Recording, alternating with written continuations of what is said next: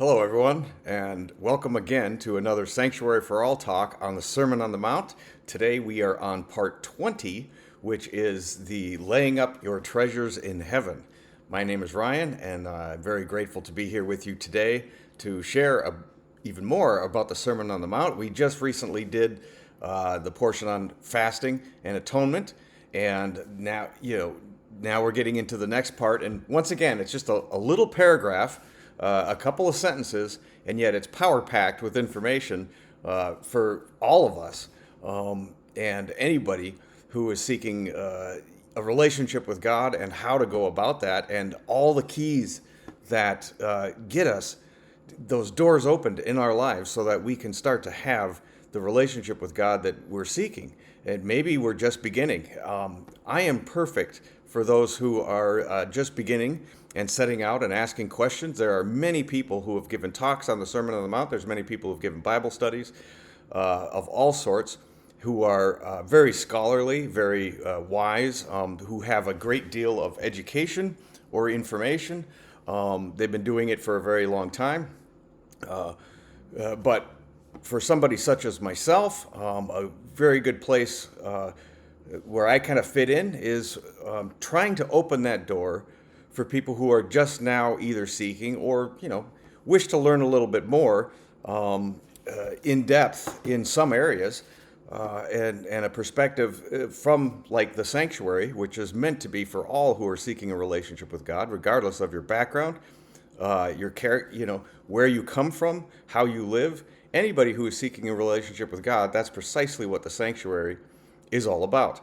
And so the talks that I give, and it's perfect for somebody such as myself, are a good place to begin. They're a good place to start off. I speak very simply. I speak very plainly. I don't consider myself to be some great and learned minister or pastor of that sort. I am a fellow, a brother amongst brothers and sisters all around the world. And the reason why I do these talks, especially on the Sermon on the Mount, is because of the vast interest that I have always had in my whole life at seeking a relationship with God, and knowing since I was a little child, regardless of everything else that was ever presented biblically to me, there was something very different and very special about the words of Jesus Christ that really stood out, even as a child, as that is the way. This guy has the truth. He's trying to correct where we went wrong. He's trying to teach us what the law actually was all about and what its intent was, not all this the way mankind interprets it and turns it into a system of punishment and reward, rather than a system to help us develop a relationship with God.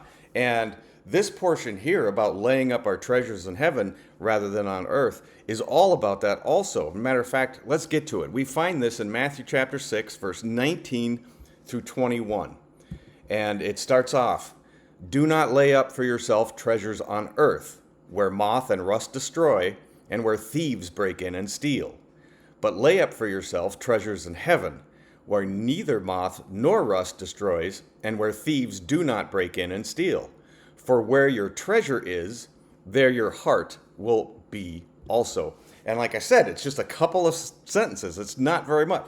But the more we get into it and the more we consider these things and the more we actually try to live this way, it constantly unfolds and reveals more, like peeling back the layers of an onion. We discover more and more to it that is actually purposeful to our own lives and our own relationship with God, because that's precisely what it's talking about. It's talking about those kind of treasures that can't go away. So let's take a look at each one of these lines here in particular. Verse 19 says, "Do not lay up for yourself treasures on earth, where moth and rust destroy and where thieves break in and steal." So right away, he's destroying the illusion of earthly security. Jesus begins with a command. It's not a suggestion. He's saying, do not lay up treasures on earth. Why would he give such a command? Because, well, we'll get into it, but because of the vanity of it, all these things are a distraction in our lives that take us away from discovering actually the truth about ourselves in order to have a relationship with God and the truth about God. So, the do not lay up treasures on earth, this isn't about money. A lot of people have made it about money. It can include money, but it's not just about money alone. It's about where we place our sense of security, our identity, and our worth. So earthly treasures equal anything that's temporary, things like wealth or status, possessions, reputation, even human approval. All of it is temporary and subject to the things mentioned, moth, rust, thieves. He reveals something very profound here, that everything on earth is vulnerable. The moth is a decay from within.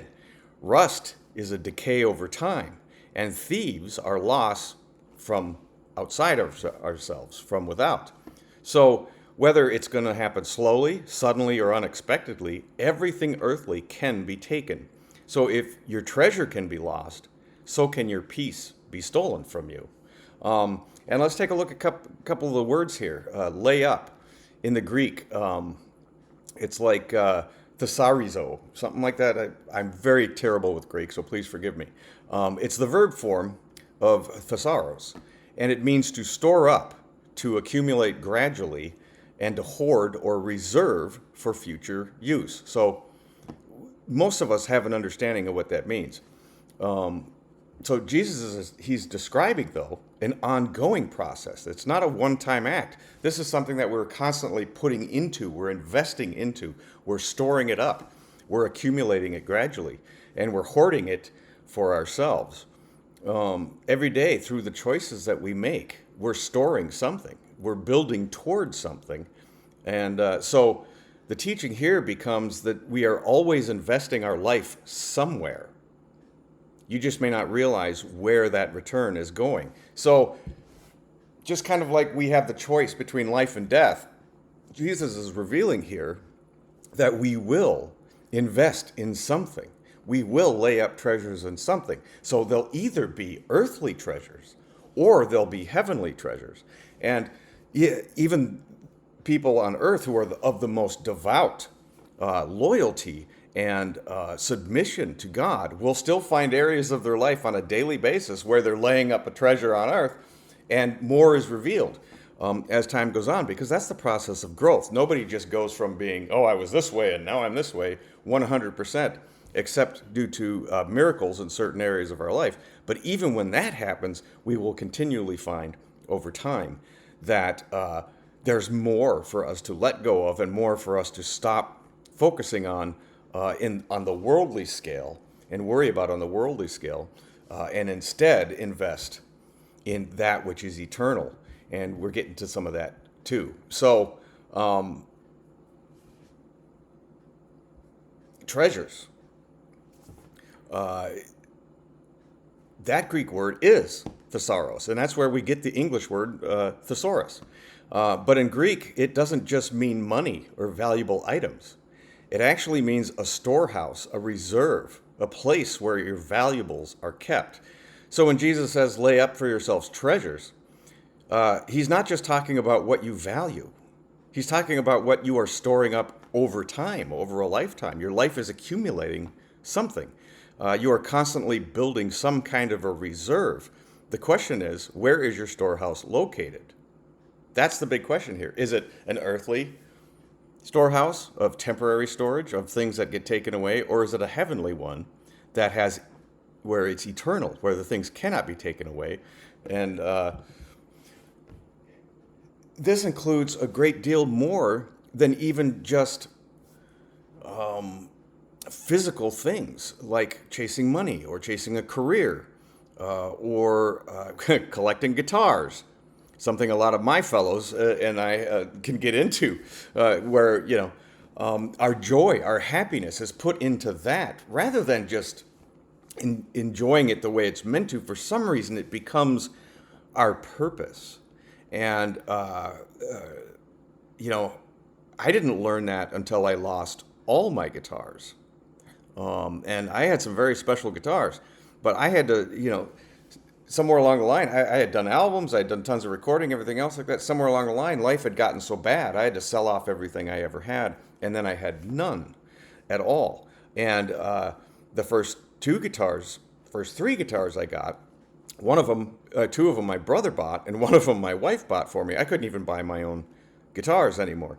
But I learned at that point to let go. I learned how much I valued myself based on what I had possessed rather than the actual important thing to music itself and the great joy in music itself and the great gift in music itself. So even down to just collecting.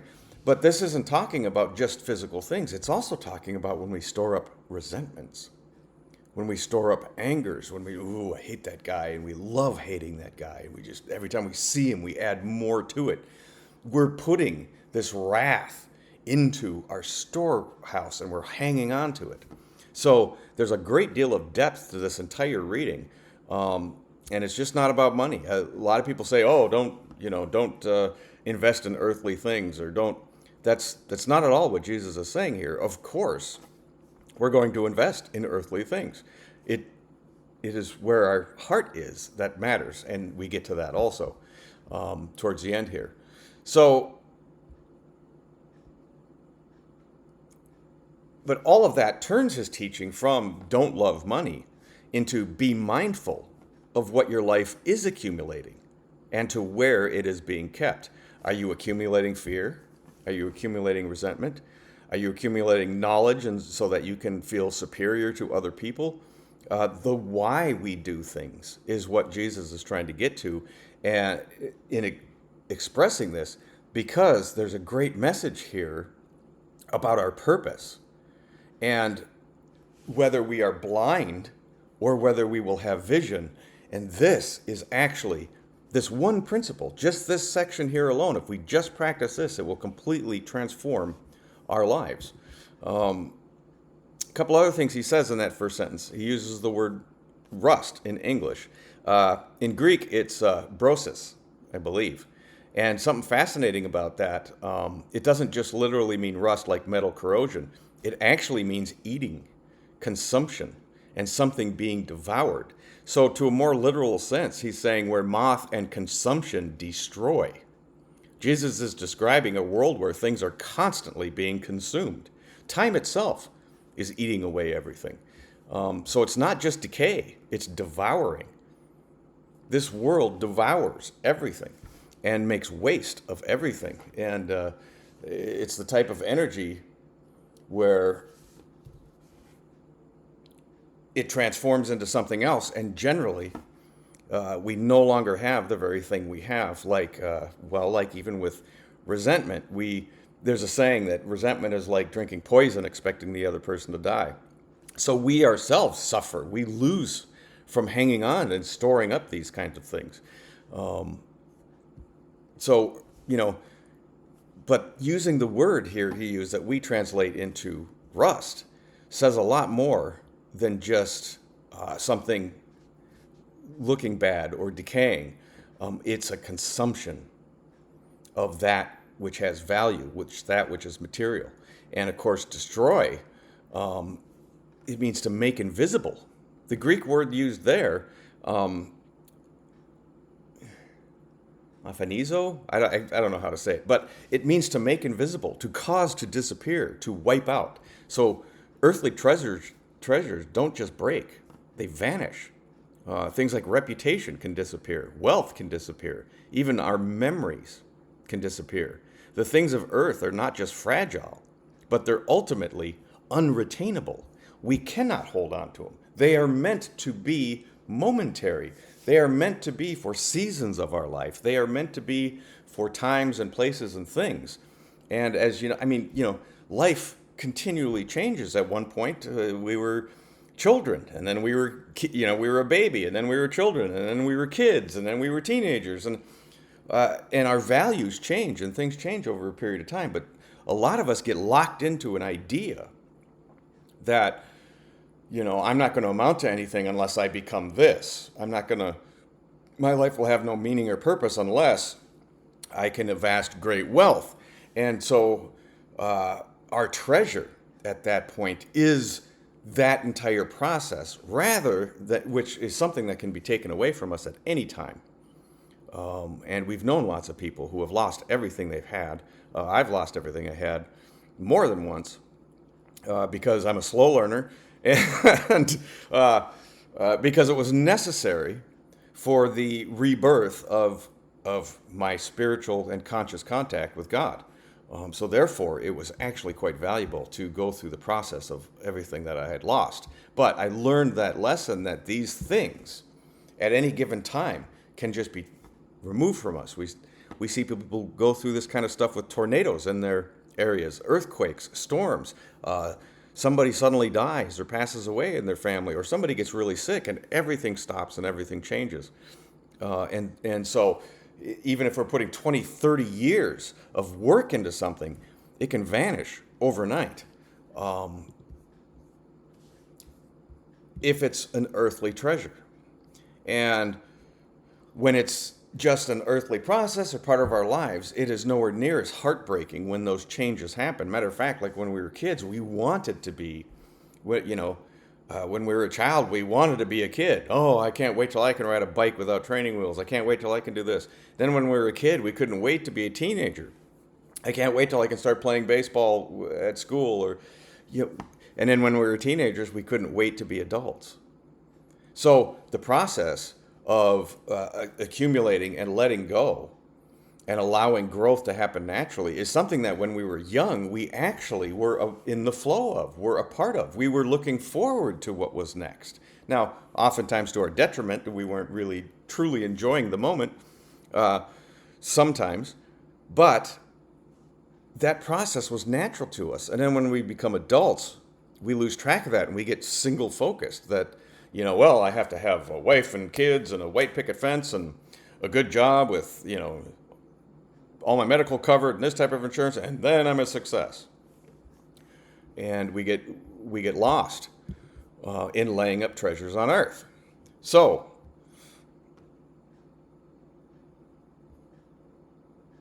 ultimately, everything in that first sentence is to try and show us that anything that can be taken from you, anything that can be lost, that is an earthly treasure. And it has value, it has merit, It gives us enjoyment in life.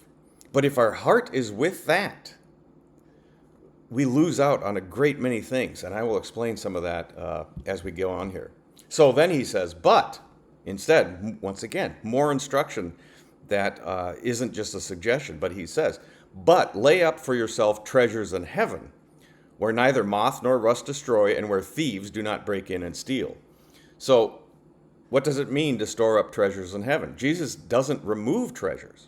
See, he's saying, make your treasures this instead. So treasures themselves are not a bad thing. It's where we are placing ourselves in them. And he says, store up treasures in heaven. So he's redirecting treasure itself. And that raises the question, what is heavenly treasures? Well, heavenly treasures are not material. They are eternal in nature. They use material. Eternal treasures are things like love given freely, truth lived out, mercy shown to other people, faithfulness to God, integrity when no one is watching, doing a kind or good thing when there's seemingly no earthly reward at all. You're just doing it to be kind or to be helpful. Obedience born from trust in God. These things no decay can touch, no time can erode that, and no one can steal it. When you look yourself in the mirror and know, hey, you know what? I got to help somebody today, and no part of me needed recognition for it. We start feeling a deeper, stronger integrity. It's like our bones get stronger. We feel it even physically. We feel a decency flow within us. And we know that that decency is something greater than us. So we have verification that God's Holy Spirit is literally with us and showing us the value of simply loving somebody for the sake of loving them and being a child of God and one of his kids that carries out his will in caring for one another. That can't be taken. Nobody can take that from you, especially if nobody even knows about it. So another interesting thing here, the reason why none of this stuff can decay, it's because it's rooted in the eternal nature of God himself. And, Jesus says, store your treasures in heaven. It doesn't just mean the place that you go when you die. Many people interpret this as store up for later or for after death, and they don't expand on it any further than that. But that's completely incomplete. Heaven is God's realm, the heavens. It's God's order of things, the spiritual realm, and it's God's reality, the domain of God. So that is all happening right now. We have access to that storehouse right now, like the example I just gave about caring for another human being and feeling the goodness from that. They feel cared for and loved, and we got to be a part of caring for and loving them. So we feel it also. That happens right now. That's not for later, or just for later. It's for now and later. But we access this right now. You can't store something up without it being in your hands first, meaning you have to have it now also. And so when you hear, people say, well, we do all this stuff and someday we'll get a reward. They're missing out. You can experience the gifts of God right now, this very moment, by participating and being a part of it. Just like, walking along a river going, well, someday, we'll be able to get in the water and feel the water. You can get in the water right now. It never ends. God's way never ends. It continually flows forever and ever. It's flowing in the past. It's flowing right now. It's flowing in the future. It never stops flowing. That's what eternity is. So none of this is about later on that level. It's about storing up your life in a different realm altogether, living now in alignment with what is eternal, not just waiting for later. Now, there are rewards for later because of these things, because you're storing it up in a storehouse. You're laying these things in heaven. So they are eternal and they are there and they collect. But you always have access to them. Ask any art collector who has, storehouses. They can go see the art anytime they wish. So it's not just for later. It's also for later. All right. So some of the, just to define heavenly treasures, we can go right to the Bible itself. And the fruit of the Spirit are heavenly treasures. In Galatians 5:22 through 23, the fruit of the Spirit is love, joy, peace, patience, kindness, goodness, faithfulness, gentleness, and self-control. And the reason this matters is these are not temporary traits. They are produced by the Spirit. They are rooted in God. Therefore, they are eternal in nature. Now, some people, we like to say to ourselves, well, I'm kind. I'm a kind person. I'm not. I'm a human being who, my first thought in my brain when I see somebody doing something stupid is, look at that guy doing something stupid. Now, I don't say that. I don't act that way anymore. My behavior, of course, was the first thing to mature, I guess, and change. But the reality is I get to be kind. I'm not just pretending. I get to make the decision. I want to be kind today. God, allow the fruit of your Spirit to be within me and act through me. And then I'll go about my day and I'll suddenly just find myself being in a different spirit with people. And I myself get to experience that kindness. The person we're being kind to, the person we're being long-suffering with, the person we're helping, the person we're patient with, we ourselves get to experience that patience. Now, if we're just acting patient and we're tapping our fingers on the inside, that's the fruit of humanity. That's our brain. That's our flesh, That's not the fruit of the Spirit. We're not laying up a treasure in heaven with this. But at least behaving in a way that's civil is a beginning and is a start. And that's about as far as man's laws can go. We have laws and rules to maintain civility and maintain society. speed limits and stuff for safety and things. We do the very best we can as human beings to establish some type of moral and ethical order to life, but we can't go beyond that. Only God can. Only God can provide heavenly treasures. So I can act patient, I can act like I love somebody, but if it's a lie and it's just an act, it's just a start. Sometimes we have to continually practice something until we connect to the spirit of it, until we feel it ourselves. And now we're no longer just disciplined and trying to do something in discipline. We're actually a part of it. We ourselves have made an agreement. And see, that's where the struggle is. We struggle with patience because we don't yet agree. We still think people should hurry up. I used to have a saying that, somebody would say, oh, patience is a virtue. And I always said, well, hurry up is a virtue too, isn't it? Because you're holding people up. Pay attention. Be aware to what you're doing, Don't hold up a whole line of people in a queue simply because you want to, explain something to a guy that's completely irrelevant to what's going on. Stuff like that, right? But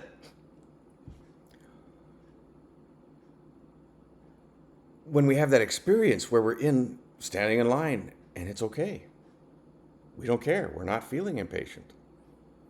We know then that's greater than us because we came from a place where that used to irritate us all the time. Doesn't mean it's not going to ever irritate us again. We all have good days and bad days. But when we experience God's patience, when we experience God's love, when we agree with it ourselves, when we say, oh yeah, I want to be this way. I want to feel like it's okay. I'm okay. Yeah, some things take a little longer today. That's no big deal. I'm okay. Everything's going to work out. When we're living in that flow of life and that peace of life, we'll want it even more. And so we practice the discipline of behaving that way until we see this is worth agreeing with. I actually want this. When we're struggling with it, it's because we have not yet agreed. We haven't made the decision to our innermost self that this principle is actually good for me. We're just trying it to see what happens. It's like joining a gym for a month and working out every day to see if there's any changes. And we got to go through that process. That's a natural and normal process. Nobody just wakes up and says, oh, I'm suddenly spiritual. I suddenly have all this wisdom. Unless God reaches down and touches somebody for a purpose to do something like that, that just doesn't happen. Most of us go through the growth process where we have to practice certain things first. And I'm going way off on a tangent here. So let's get back to what Jesus was saying. Heavenly treasures, of course, the fruit of the Spirit. There's treasures also stored through action. So in 1 Timothy 6, verse 17, it says, be rich in good works, ready to give, willing to share, storing up for themselves a good foundation for the time to come. So he's just talking about later on, but also, what Paul could have mentioned here is that you will experience it even now. But he was talking from the standpoint of eternal treasures and speaking from the what is to come. These are the things that we go to God before God with, when we arrive, when we leave this earthly shell. And, what have we done with our life? What do we have with us? What do we take with us? We're not taking our cars, not taking our guitars, we're not taking our shoes, we're not taking our reputation with us. It stays here on earth. And, oddly enough, even a good reputation gets tarnished after a while because people come out of the woodworks and start saying bad stuff too. So what really matters is knowing the truth about ourselves and knowing the truth as far as we can about our actual desire when it comes to if we want a relationship with God or not. So Paul's directly connecting good works with stored treasure also, not just money, not status, but generosity, giving, living rightly. They become eternal wealth. There's also treasures revealed by fire in 1 Corinthians chapter 3. Each one's work will become clear. The fire will test each one's work. If it endures, he will receive a reward. Of course, he receives the reward of still possessing the thing that the fire did not consume, which, like, is love. And how many of us have been in a relationship with somebody? Could be a friend, could be our wife or husband, and we go through a hard time, or they go through a hard time, and we have to care for them. We go through a fire, and somewhere along the line, in caring for another human being, do we find our love is actually even deeper. So the relationship is put to the test. Okay, you're used to having all the security and all these things, or maybe you lost your home. You and your wife lost your home and had to start over. And somewhere along the line, in during that struggle of starting over and rebuilding your lives, do you realize that going through that with them gave you a stronger love for them than you had before, when you had everything you thought gave you security? Soldiers will tell you this. They go through living hell with their brothers, and well, there's women in the military too. They go through terrible situations, and they go through it together, and they create a bond that cannot be separated, and they have a great love for each other. That's the fire. Things happen in life, things decay in life, bad things happen. That which is the truth, not only will it last through the fire, it will grow. And that's the wonderful thing. So the things that burn up, those are temporary. Like, maybe some of us are in a relationship with somebody, and then they get really sick, and we can no longer be in a relationship with them. It's a difficult thing for both parties to go through, because one person's learning to themselves that they didn't actually love the other person, and the other person's learning that the person they loved didn't actually love them when the chips were down. It's very terrible, but it happens. The fire burns them up, and therefore it was temporary. So their foundation of their relationship was temporary. It wasn't actually based on love. It was probably based on earthly security. It was based on lust. It was based on things that pass away. Another great thing about heavenly treasures is that God remembers what is done in love, and that we can find that in Hebrews 6. God is not unjust to forget your work and labor of love. Nothing done in love is lost. It is remembered by God, and what God remembers is not subject to decay.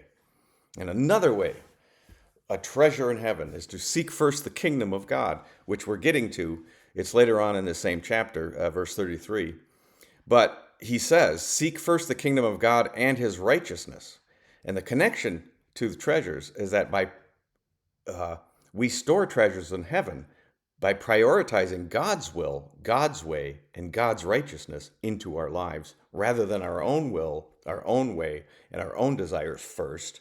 It's okay to have them. You're going to have wants. You're going to have goals and things you wish to do. But if they are above life itself, which God is life, if your will is greater than the will of life itself, there is huge trouble that comes later on in our lives, especially when we go through loss. So eternal treasures are anything that originate from God and aligns with God's nature, because that's the only thing that cannot be destroyed. That includes character formed by God, things like love, humility, faithfulness, and mercy. When we forgive somebody, it's not natural for us to forgive people. We want to hit somebody back who hit us. That's our flesh. Like I said, I'm not a kind person. My brain has never been kind. It's cynical, it's judgmental, but I don't have to live there. By following God instead, I can actually experience a different position where I'm not cynical. And and I'll hear my brain think something, and I'll go, wow, that is so weird. I don't even feel that way. That's not what I want. It changes us over time. Our hearts change. We become the spirit self. We align with God's Holy Spirit, and we ourselves agree. And therefore, all those things about us, even having a messed up brain like I do, no longer has to control us. Actions done in God are another way: giving, serving, forgiving, obedience. These are eternal relationships with God, trust, faith, and knowing Him. So it's not just be kind so you get treasure, because that turns into a transaction. And once again, we're missing the point. Instead, treasure is the natural result of becoming aligned with what is eternal. We don't earn eternal treasures. They just exist. We participate in them. It is what becomes a part of us in God. And like I said, we ourselves will agree with it. The more we practice these things, the easier it becomes to practice it. Then it becomes kind of a way of life. And then we reach an agreement with it. And we ourselves want it far more than we wanted what we naturally sometimes physically feel and think. We are reborn. So the next part, and this is an interesting part, for where your treasure is, there your heart will also be. So the heart follows the treasure. Notice this very carefully. He doesn't say where your heart is, there your treasure will go. He says the opposite. Your heart follows your treasure. That means what we invest in, what we prioritize, and what we chase, these things shape our very lives. They shape our spirit, they shape our heart. So if your treasure is money, your heart becomes anxious. I don't have enough in my account. I don't have enough. How am I going to survive? I got to earn more. So-and-so has more. You got to, our heart becomes anxious. We become anxious people. If our treasure is approval, then our heart becomes fragile. Oh, what so-and-so said about me just hurts so much. And if our treasure is control, then our heart becomes fearful. And we see that all over any type of control system, it's all based in fear. All of it. And the people who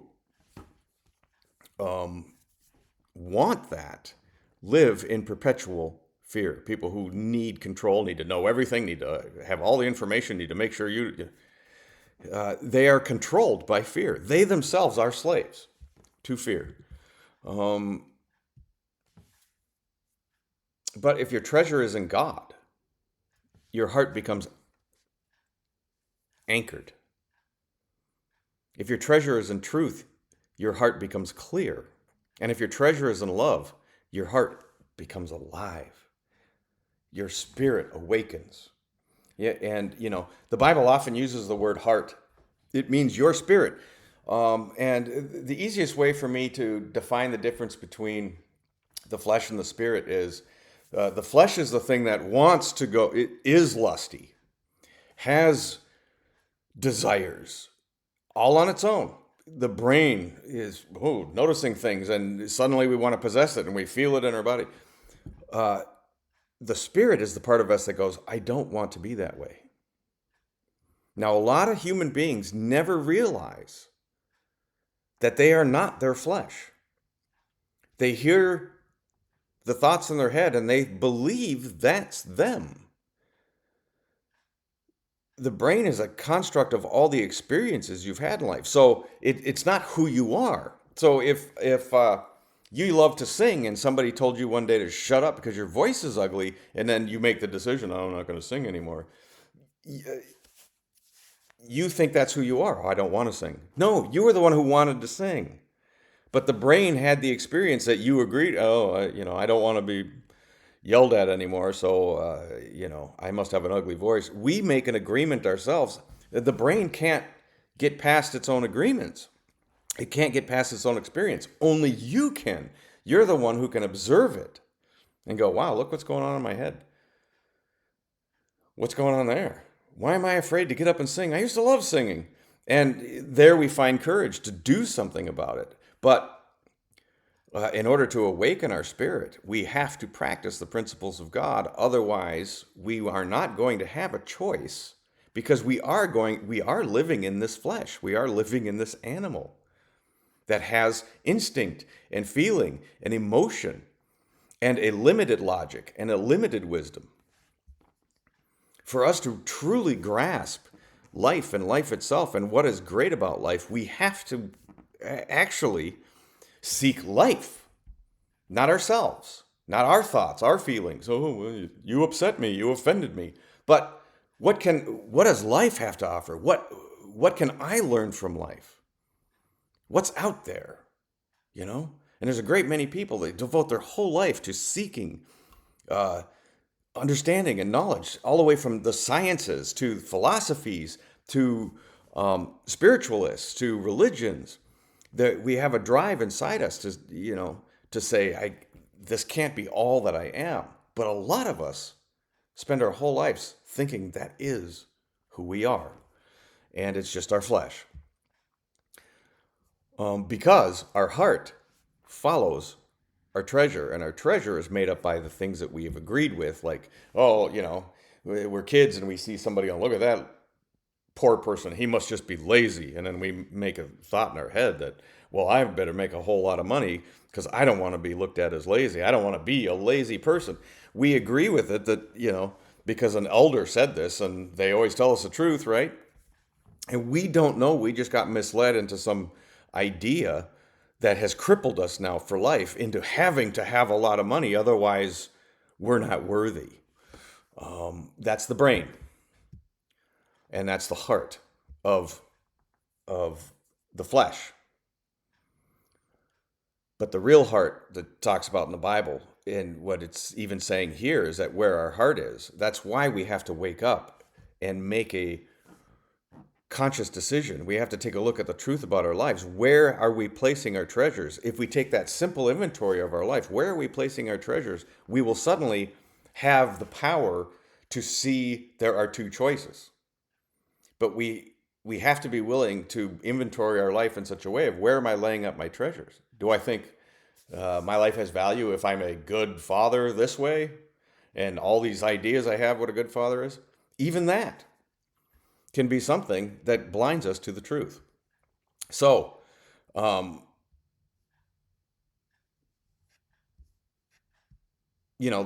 in the Greek, the word, the heart, cardia, um, it's much more than just, the heart in our body. In the Greek, cardia means the center of your being, the seat of your will, your desire and understanding, the place where decisions are made. So it's not just emotion, it's your inner control center. And like I said, and the only way you can see about the decisions you're making is if you're willing to look. And Jesus here gives us exactly the inventory we need to do. Are you laying up your treasures here where they rot and mold and decay and go away? Or are you, that's the simple inventory here. And this entire principle is just in this little paragraph will completely transform your life. And I will share how towards the end here.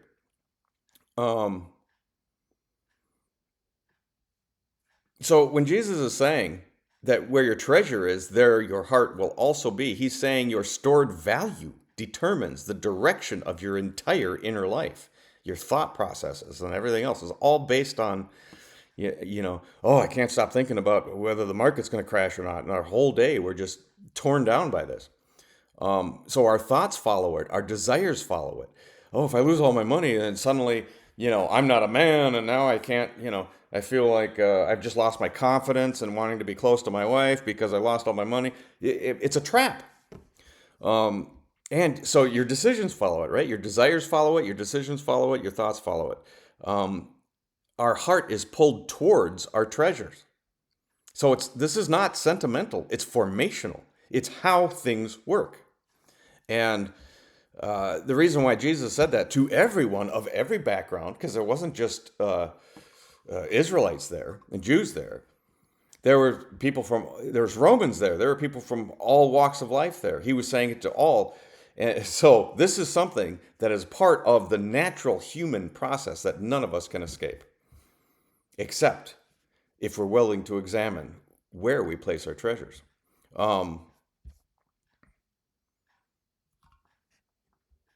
Even the Old Testament, we can find where God's heart is concerning treasures. Deuteronomy 7:6. The Lord your God has chosen you to be a people for his own special treasure.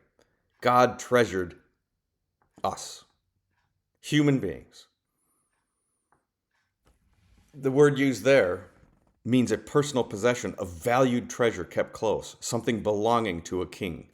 Um, God calls people his treasure. So treasure is not just what we store for God, but it's also what God himself values and keeps.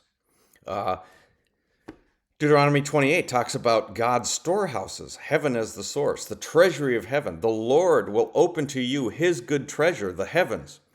And the heavens are described there as the sources of rain, the source of provision, the source of blessing. So his treasure is power, the power to do and create anything. This connects directly to Jesus. Heaven is where true supply is stored. See, nothing can be made without power to do so. God's storehouse is unlimited power. If it needs rain, here's rain. If he needs provision, here's provision. And he opens these things to us. Proverbs 8, chapter 10, or verse 10 and 11. Wisdom is greater than material. It says there, receive my instruction and knowledge rather than choice gold, for wisdom is better than rubies. So even in the Old Testament, they were shifting from earthly treasure to not gold, but wisdom, understanding, and truth as being real treasures. Proverbs 11 also says righteousness over riches. Riches do not profit in the day of wrath. And that day of wrath could be any time for many of us. I mean, like I said, I've lost everything I own twice. That was a day of wrath. And I did it to myself.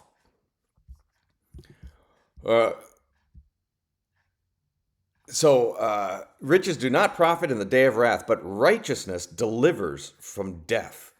Meaning, even when we go through all that, our righteousness will keep us awake, keep us alive, get us through it, and also allow us to see the truth and reality of it. Like today, I'd look back at my life and know those things needed to happen for me to be able to awaken and accept the truth about myself and the truth about the fact that I want to have a relationship with God above all things. And I'd been hiding that from myself for a long time, chasing earthly stuff that didn't even allow me to access that real feeling inside me that was always there from when I was a kid. And I heard about these words of Jesus and said, this guy's got something that I need to hear. And all that got covered over by the pursuit of earthly treasures in my life. So righteousness endures, it saves, it has lasting value. It's a direct precursor to where moth and dust destroy. Psalms 112, storing up righteousness. And wealth and riches will be in his house, and his righteousness endures forever. The righteousness will be in everlasting remembrance. So there's the bridge. Wealth is temporary. Righteousness endures forever. This is all Old Testament. Something is being preserved beyond time there. And that's very close to the idea of heavenly treasures. So God looks at the heart of all of us, not external wealth. 1 Samuel 16. From the first book of Samuel, man looks at the outward appearance, but the Lord looks at the heart. And the connection to Jesus' teaching there it ties right in. Where your treasure is, there your heart will also be. God values the inner life, the unseen reality, not the outward accumulation, and not when our heart is corrupted by things that don't matter. You know, one of the great things about visiting nursing homes a lot and talking to the men and women there who are in the twilight of their life is they will tell you what mattered. Oh, I wish I didn't spend so much of my time at the office. I wish I spent more time with my kids and my wife. They will tell you these things.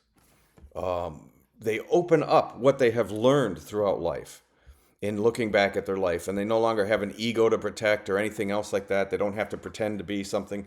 They're literally considering the truth about their lives. And they're willing to share this great wisdom with all of us if we spend time with them. Um, Proverbs 15:16 also says, the fear of the Lord as true riches. Better is a little with the fear of the Lord than great treasure with trouble. And, you know, that doesn't mean be afraid of God. It means look at God with the respect that it's like it's an unlimited power. It is the source of everything, the source of creation. It's humbling. It's awesome. You know, revere God is a much better word there than fear. But, uh, English uh, does a difficult, sometimes terrible job with the Bible. So we can have very little materially and earthwise, but be rich spiritually. And God sees that. We could be the wealthiest people on earth to God, and to all other human beings, we're nobody. We're to be laughed at because we ourselves are full of eternal treasures, and we share them with other people and we give them out. When you love someone else, you are sharing that treasure, and it multiplies. They have it and you have it. And God is the one who gave it. And the reason why it multiplies is because God has no limit to his love. So therefore, any amount of love we are willing to give automatically multiplies and gives more from the source. And we ourselves, once again, look ourselves in the mirror at night and go, wow, I got to participate in something today. That was amazing. That was amazing. You know, I have a family member who is threw himself into a burning building to take somebody out and rescue them. And another time, at an accident, he was the only one there willing to help. And to see the change in them afterwards, wow, I had no idea. It's like I wasn't even afraid. It all went away. I just needed to run in and pull this guy out so he didn't pass. You know, those are some of those big awakenings that were starting to happen for him, that there's more going on than just myself here. Very important when we experience those moments with God. We can do miraculous and wonderful things. So this entire thing, it's not about, well, it's about alignment. It's not denial of good things on earth. Everything on earth is a good meal, a good, castles, palaces, a nice car. None of that stuff is bad.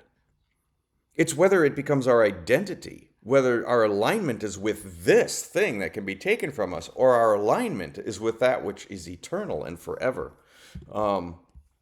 So, like I said, it's not denying good things on earth. Jesus is not saying have nothing and own nothing, and you will be happy. He's saying don't anchor your soul in what cannot last, because you are being offered eternal life. So anchor your soul in that which is eternal. You can have things, but let's not have things have us. Sometimes our possessions possess us. They own us. This is about order, spirit over the flesh, eternal over the temporary, God over everything else. You're choosing between having treasure or not. You're not choosing between having treasure or not. You are choosing where your treasures will live. That's what this whole part is about. The spiritual reality behind this teaching, the flesh, says secure yourself, build for yourself, protect what is yours, build your legacy. But our spirit says trust God, give freely, live beyond this world. And our spirit already knows we don't have to be afraid. Our spirit already, we'll get into that in the next section. But there's no fear in the realm of the spirit. So it starts off as a discipline and a practice. It becomes something we agree with, and then it becomes something we experience. So we go from having belief to having evidence to having proof to our own selves. That's the order of progress, of growth in this simple concept of not laying our treasures on earth, but laying them in heaven. Earthly treasures feed our fear of loss, but heavenly treasures produce freedom from loss because you cannot lose what is eternal. So, one of the ways we can kind of do this little inventory in ourselves is just ask ourselves some simple questions. What do I fear losing the most? And we might think, well, I fear losing my family. And that's not bad. That doesn't mean, but it's still a fear. While we're afraid, we're not enjoying the moment. I can't be afraid of food and enjoy the food at the same time. We can ask ourselves, what do I spend my time thinking about? And I can also ask myself, what defines success in my life? How do I define success? And if that success is all based on material things or emotional things, or, people respect me and I have all these degrees and I got titles and, people want to, if my success is based on everyone else approving of me, the problem is I don't approve of myself. If I approved of myself, I wouldn't need everybody else's approval. Why don't I approve of myself? Because I'm basing everything on something I automatically know won't last. Deep down inside, if everybody just knew I'm a fraud, right? We have those sensations where, I'm doing a job that I don't really know how to do. And if people just, we have all these insecurities because our security is based on these systems that are insecure, that are going to break, that are going to fail, that cannot last, that can't be held on to forever. And, and our spirit knows this. So therefore, our bodies will always be afraid. The brain itself knows it won't last. It knows its time is short. So it will always be afraid, and it will always want to make sure, oh, look, I have all my stuff. Okay, I got plenty of food in the house. I got this, I got that. The spirit doesn't even worry about it. So those are the questions we can ask ourselves in reflecting. What do I fear losing the most? What do I spend my time thinking about? And what defines success in my life? Those answers will reveal your treasure to you. So the Old Testament kind of builds the progression. Treasure begins as material, gold, silver, possessions. Then it shifts to wisdom and righteousness. Then it deepens. The heart matters more than appearance. And God values reality. And then there's the reversal. God calls his people his treasure. So this is all about our alignment with God so that it's reciprocal and we participate in it when our treasures are not that of earth. So the passage is in a lot of ways about inevitability, not just choice. Choose heaven instead of earth. But Jesus actually assumes something much deeper. You will store treasures somewhere. So the big question is where do you want to store them? What's controlling your life today? Do you want to be free? Time itself is the silent force in this passage. Moth, rust, thieves, these are not random examples. They represent internal decay, which takes time. The moth, slow erosion like rust and consumption, and sudden loss, thieves. Jesus is covering every way also here that something can be lost slowly, naturally, unexpectedly, which means nothing on earth escapes loss, not eventually. This isn't pessimism, it's a reality that's fully seen and shared in his teaching. Treasures, then, also is not just possession, it's attachment. People often think, I just shouldn't have stuff, but Jesus never says that. Earthly treasure is not about what you can own, but about what owns you, what owns your attention, your trust, and your emotional weight. Two people can have the same thing, and one is free and one is bound. So the real question becomes, what carries emotional authority in our life there? And remember, the heart is not leading, it's following. And we tend to believe, follow your heart. But Jesus says your heart follows your treasures. So your heart is formidable. It's not fixed.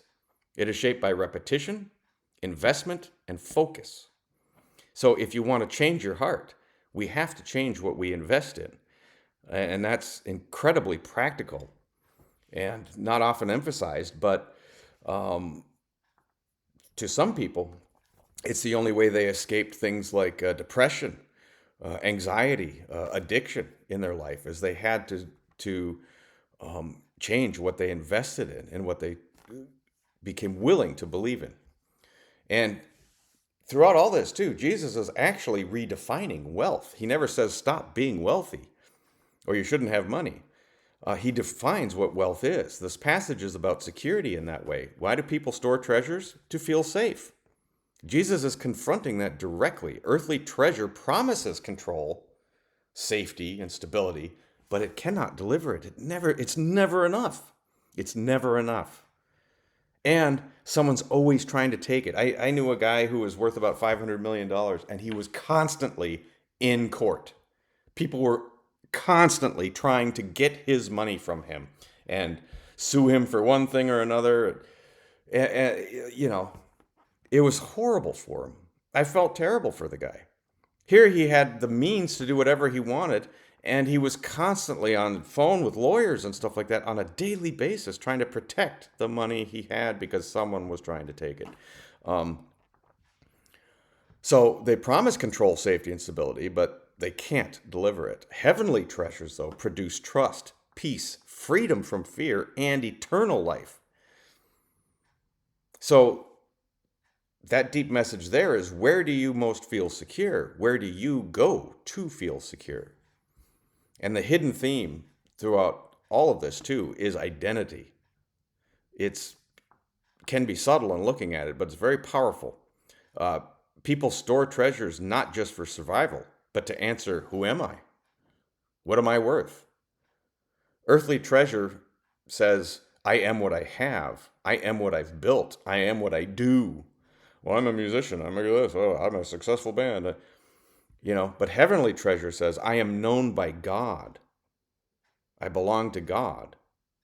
I know myself. I know what life is.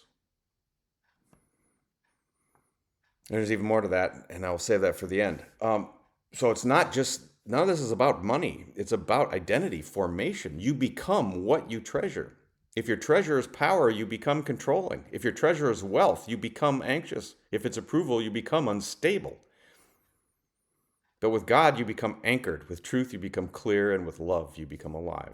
We've said that before. We're not just collecting things. We are becoming something.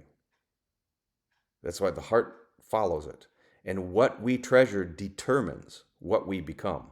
So this passage that Jesus is giving us is actually, the whole arc is about freedom. At first glance, it sounds very restrictive. Do not lay up. But it's actually an invitation. Jesus is freeing people from anxiety of loss, of pressure to maintain, of fear of the future. Because if your treasure cannot be taken, you cannot be controlled by it. Or you cannot be controlled by fear. And fear is the tool of darkness. It's the whip, it's the lash that will get you, it's the cattle prod that will get you to do things against yourself. And if your treasure is in heavenly things, in eternal things, that fear can't exist there. Like I said, you'll instead have a different experience. You'll look yourself in the mirror and go, man, I feel so good today. I got to save somebody's life today. And I didn't even, we get to just do something for no purpose of self-reward. And what's interesting is even when that happens, other people take notice, like I did when I see people do amazing things. I take notice, and then I talk about it. I may keep them anonymous and stuff like that because that's up to them to decide. But it's a good message. It's a good story. So therefore, it's something that should be included in a talk such as this. But one of the things that I wanted to share is the value to trying this. Now, I've touched on it all throughout the whole talk, but one of the biggest things to this is that your life has purpose. There is a purpose to your life. Um, but we cannot find that purpose. We can't find it and we can't know it if we seek earthly treasures, if that is where our heart is. Um, we can only find our purpose through heavenly treasures. The earthly treasure, the seeking of wealth and the seeking to create our identity and to give us, will continually and forever keep us blind to what actually matters to us, that we ourselves would agree with matters if we could see it. But we cannot see it if our treasures are on earth. And the pursuit of earthly treasures, ask anyone who spent a lifetime doing that. They will tell you it gave them purposelessness. They're the ones that say life has no meaning. Because everything about their life is based on nobody treats me the way I think they should. Nobody pays me what I think I deserve. It's all us playing God and relying on ourselves to decide and determine that which should have value. And if people just did this, and if I just had a nice car, and if I just had a nice house, then life would have meaning. And even when you get the nice house and a nice car, life doesn't have any meaning. Life is supposed to have meaning. You have meaning. There is a purpose and a reason you are here, but we cannot find that purpose in the pursuit of that which is temporary, because our purpose is eternal. We have to pursue that which is eternal when we pursue the heavenly treasures. And these are promises. You will know why you exist. You will discover your purpose, and you will know why you exist. You will know what you are meant to do with your life. You will know who you are. You will know yourself. And you will know God better and better and better every single day. More will be revealed about God. God. Now, people say, we can't talk about God. It's too big for us. You will know more about God every single day if you put your treasures in heaven. If you put your treasures in heaven, you will experience love. Not just intimate love, or not just what we think is love, or not just, well, I just had to do it because it's the right thing to do. You will know love. You will experience love. Truly, like agape love. You will align yourself with God, and so that sensation will pass through you many times throughout your life the more you continue this. You will have clarity between that which has value and that which is vain. And you will have clarity between life and death.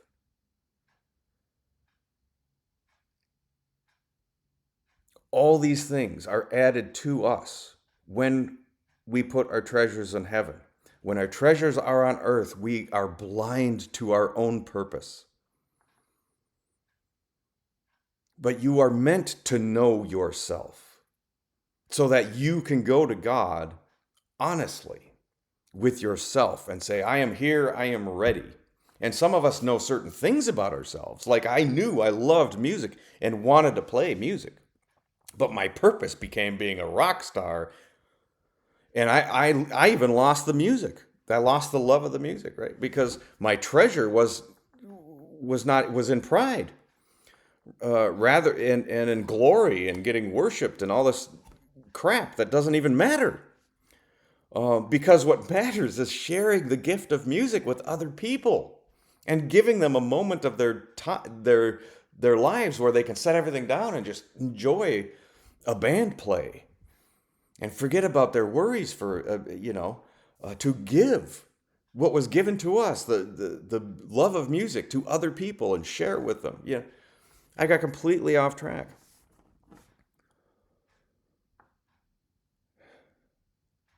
And my life was purposeless. It had no meaning. Nothing was enough. But in pursuing God, I these things, these are promises. You will know why you exist. You will know who you are to your innermost self. You will know what you are meant to do in your life. You will know God better and better every day.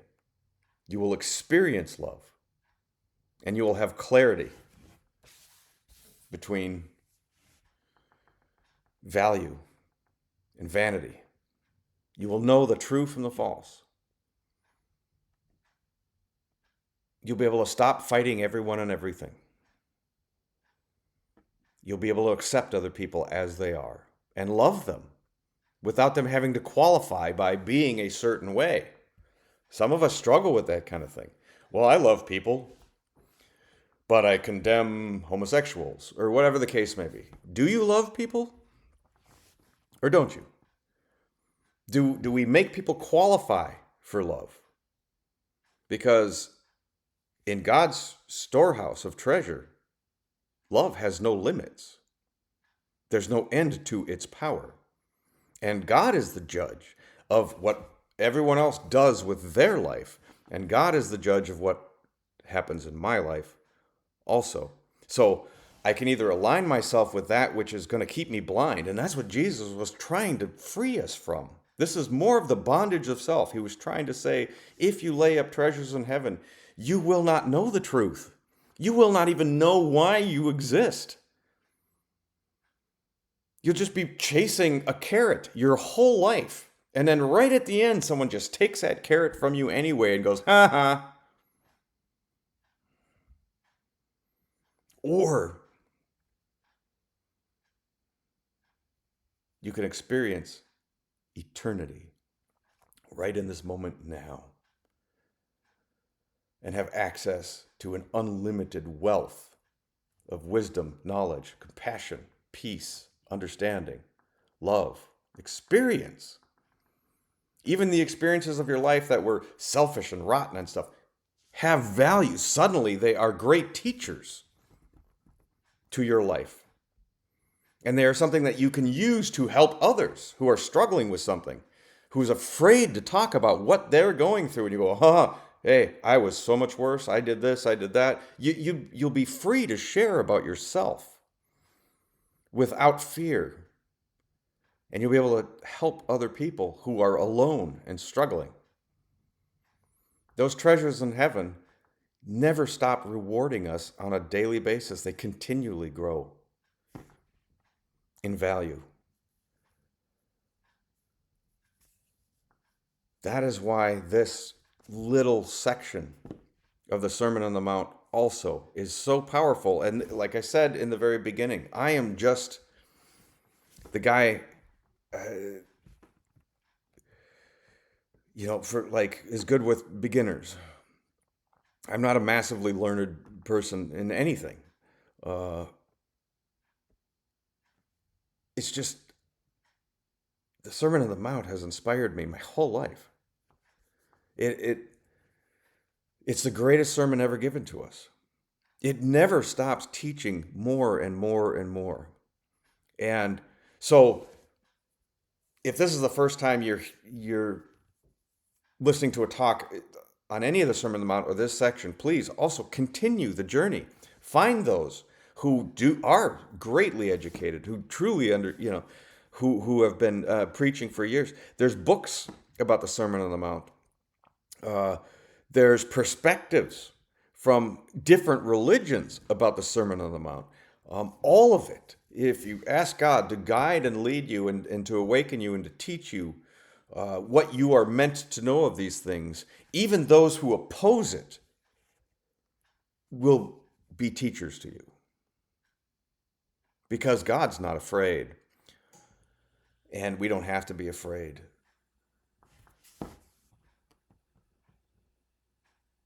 And I guess that's getting into the next section. But I think that's all I need to say about this.